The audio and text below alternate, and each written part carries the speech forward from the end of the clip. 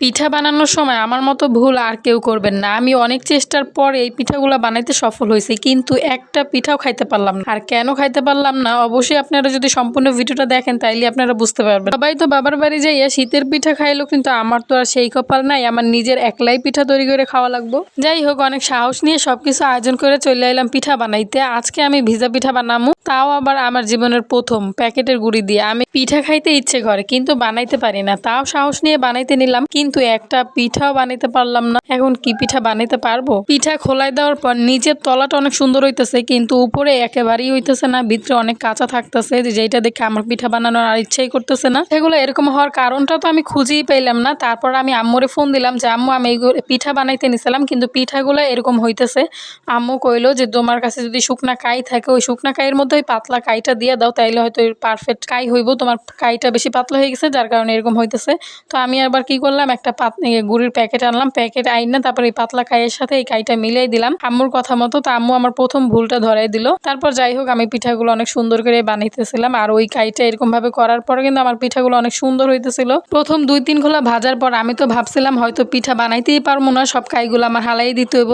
তো যাই হোক, আমি তো বুদ্ধি করে আম্মুর ফোন দিছিলাম, আর আম্মু আমার এরকম একটা পরামর্শ দিছিল, যার কারণে আমি পিঠাগুলো লাস্টে অনেক সুন্দর করেই বানাইতে পারছিলাম। আচ্ছা, শীতের সময় কি আপনারা নানির হাতের পিঠাটাকে অনেক মিস করেন নাকি দাদির হাতের পিঠাটাকে অনেক মিস করেন?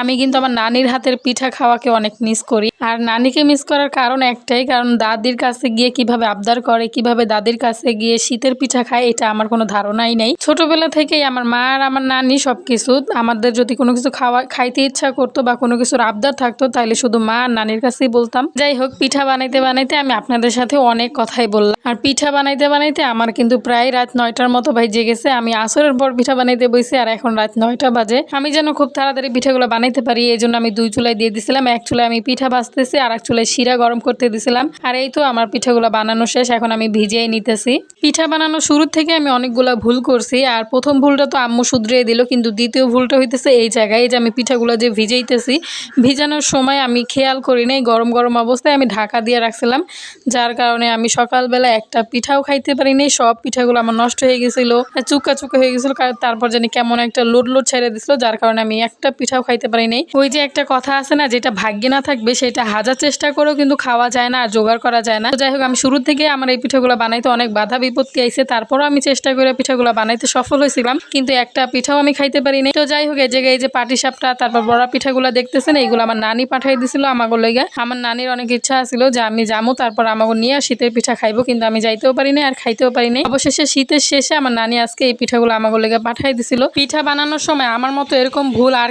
কেউ কিন্তু করবেন না। এই যে গরম গরম ঢাকনা দিয়ে রাখবেন না, তাহলে কিন্তু পিঠা লোড ছেড়ে দিবা আর নষ্ট হয়ে যাবো। তো যাই হোক, আজকে আমার ভিডিওটা এই পর্যন্তই। সবাই ভালো থাকবেন, সুস্থ থাকবেন, দেখা হবে পরবর্তী কোনো ভিডিওতে। আল্লাহ হাফেজ।